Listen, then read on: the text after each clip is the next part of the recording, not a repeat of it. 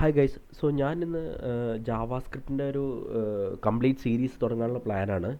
Okay, so അതിൽ complete JavaScript ഞാൻ cover ചെയ്യാൻ ശ്രമിക്കും, from the basics to advance. Okay, so എന്നെക്കൊണ്ട് ആവുന്ന പോലെ ഞാൻ എല്ലാ ടോപ്പിക്സും ഞാൻ കവർ ചെയ്യുന്നതാണ്. സോ ഈ ഒരു കോഴ്സ് ഞാൻ ടൈം എടുക്കുന്നുണ്ട് ആക്ച്വലി, കാരണം ഇത് കണ്ടമാനം വീഡിയോസ് ഞാൻ പ്ലാൻ ചെയ്യുന്നുണ്ട്. സോ ഈ ഒരു കോഴ്സിൻ്റെ അവസാനം ആകുമ്പോഴേക്കും നിങ്ങൾ ജാവാസ്ക്രിപ്റ്റിൽ പുറമാകും, അതെനിക്ക് ഉറപ്പാണ്. നിങ്ങളെല്ലാ വീഡിയോയും ഗോ ത്രൂ ചെയ്തിട്ട് എല്ലാം നിങ്ങൾ വർക്കൗട്ട് ചെയ്ത് നോക്കുകയാണെങ്കിൽ അവസാനം നിങ്ങൾ പ്രോ ആവും. ഓക്കെ, സോ ഞാൻ ഈ വീഡിയോയിൽ എന്താ പ്ലാൻ ചെയ്യണമെന്ന് വെച്ചാൽ, ഞാൻ എൻ്റെ ജാവാസ്ക്രിപ്റ്റ് കോഴ്സിനെ ഈ പരമാവധി ബിറ്റ്സ് ആൻഡ് പീസസ് ആയിട്ട് വീഡിയോസ് ചെയ്യാൻ പോകുന്നത്. എന്ന് വെച്ചാൽ ഞാൻ ഓരോ ടോപ്പിക്കിനും ഓരോ വീഡിയോ എന്നുള്ള രീതിയിലായിരിക്കും ചെയ്യാൻ ഉദ്ദേശിക്കുന്നത്. അപ്പോൾ ഓരോ ടോപ്പിക്കിനും ഓരോ വീഡിയോ ഉള്ളുമ്പോൾ എന്ന് വെച്ചാൽ കുറച്ചധികം വീഡിയോ വേണ്ടി വരും ഒരു പെർട്ടിക്കുലർ ടോപ്പിക്സൊക്കെ കവർ ചെയ്ത് വരുമ്പോൾ. ഓക്കെ, സോ അപ്പോൾ നിങ്ങൾക്ക് കുറച്ചും കൂടി അണ്ടർസ്റ്റാൻഡ് ചെയ്യാൻ മനസ്സിലാക്കാൻ കുറച്ചുകൂടി എളുപ്പമായിരിക്കും അങ്ങനെയാണെങ്കിൽ. സോ ഈ കോഴ്സ് ഞാൻ ചെയ്യുന്നത് എല്ലാവർക്കും വേണ്ടിയിട്ടാണ്. ലൈക്ക് എന്താ പറയുക, നിങ്ങൾക്ക് ജാവാസ്ക്രിപ്റ്റ് അറിയില്ല, ഒട്ടും അറിയില്ല എന്നുള്ളവർക്കും സ്റ്റുഡൻസിനൊക്കെ നിങ്ങൾക്ക് ഗോ ത്രൂ ചെയ്യാൻ പറ്റിയ ഒരു കോഴ്സാണ് ആക്ച്വലി ഇത് ഞാനിന്ന് പ്ലാൻ ചെയ്യുന്നത്. സോ ഞാൻ ഭയങ്കര ബേസിക്സ് എന്നൊക്കെ സ്റ്റാർട്ട് ചെയ്യുന്നുണ്ടാവുക ഈ കോഴ്സ്. എൻ്റെ ഈ കോഴ്സിലെന്ന് വെച്ചാൽ പ്രാക്ടിക്കൽ ഓറിയൻറ്റഡ് എക്സാമ്പിൾസും ഞാൻ പരമാവധി ഇൻക്ലൂഡ് ചെയ്യുന്നുണ്ട്. ഓക്കെ, സോ ഇത് ഫസ്റ്റ് വീഡിയോ ഞാൻ ഇൻട്രൊഡക്ഷൻ പോലെ തുടങ്ങുകയാണ്. നമുക്ക് നോക്കാം എന്താണ് ജാവാസ്ക്രിപ്റ്റ് നോക്കാം. First of all, so JavaScript is a dynamic weekly typed programming language which is compiled at run time. It can be executed as part of a web page in a browser or directly on any machine.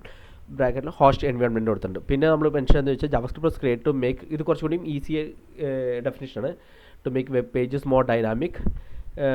Originally it was called LiveScript, but due to popularity of Java, it was renamed to JavaScript. So നിങ്ങൾക്ക് ഈ definitions ഒന്നും മനസ്സിലായില്ല, ഒന്നും ഗോത്രമായിട്ടൊന്നും മനസ്സിലായില്ലെങ്കിൽ വേണ്ട, കുഴപ്പമില്ല. Like നമ്മൾ ഡീപ്പിലേക്ക് നമ്മൾ ഓരോ ടോപ്പിക്ക് എടുക്കുമ്പോഴേക്കും നിങ്ങൾ കുറച്ചുകൂടി മനസ്സിലാക്കി വരും.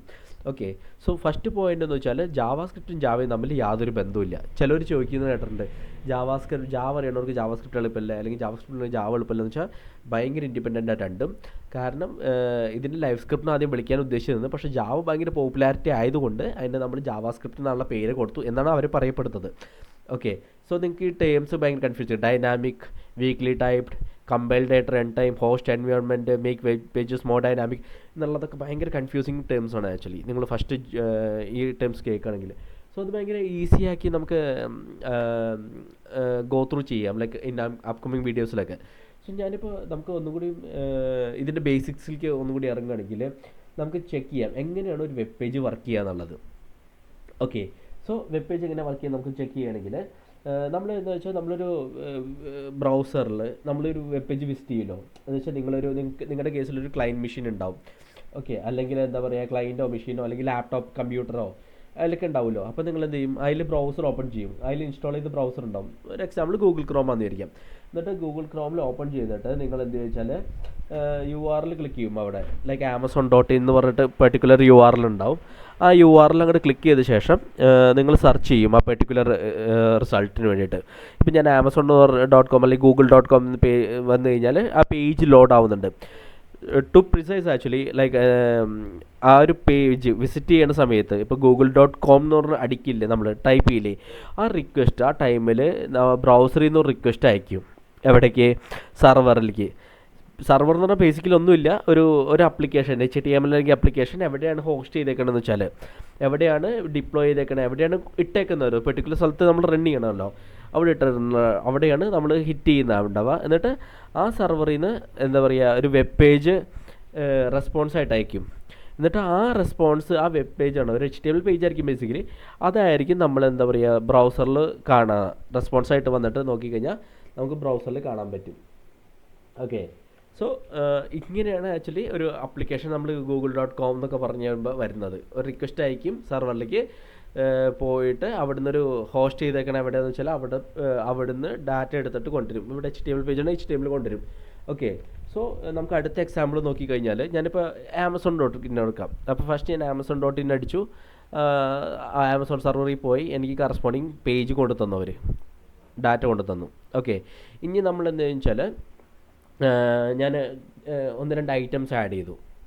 ഓക്കെ, നമ്മുടെ Amazon ആണല്ലോ, എന്നിട്ട് ഓർഡർ ചെയ്യാൻ ഉദ്ദേശിക്കുകയാണ്. സോ ഞാൻ ബട്ടൺ ക്ലിക്ക് ചെയ്തു ഓർഡർ ചെയ്യാൻ വേണ്ടിയിട്ട്. ഞാൻ ഐറ്റംസൊക്കെ ആഡ് ചെയ്തിട്ട് ഓർഡർ ചെയ്യാൻ പോയപ്പോൾ അപ്പോൾ വെച്ചാൽ അത് പിന്നെയും റിക്വസ്റ്റ് അയക്കും. എവിടേക്ക്?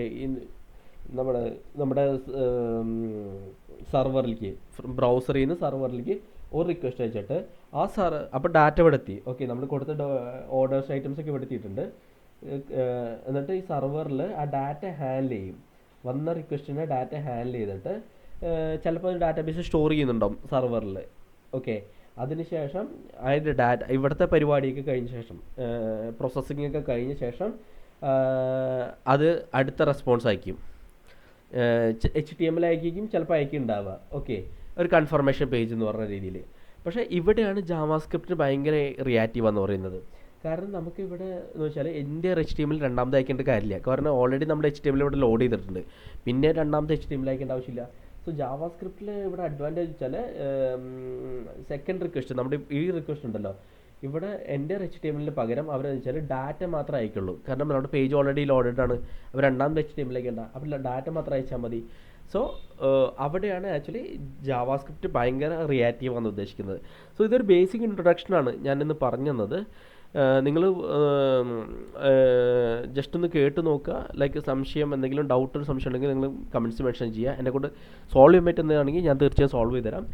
അടുത്ത സെഷനിൽ നമ്മൾ ഒന്ന് എക്സാമ്പിളിലേക്ക് ഒന്ന് കിടക്കാം. ഇത്രയും കൂടിയും ഇൻഡെപ്ത് ആയിട്ടുള്ള കാര്യങ്ങൾ മനസ്സിലായി, തിയറി പോലെയല്ലോ. അപ്പോൾ അടുത്ത ജസ്റ്റ് ഒന്ന് എക്സാമ്പിൾ സ്റ്റാർട്ട് ചെയ്യാൻ നമുക്ക് നോക്കാം എങ്ങനെയാണ്. സോ ഇന്നത്തെ വീഡിയോ ഞാനിവിടെ ചേർത്താണ്. Thanks lot, by.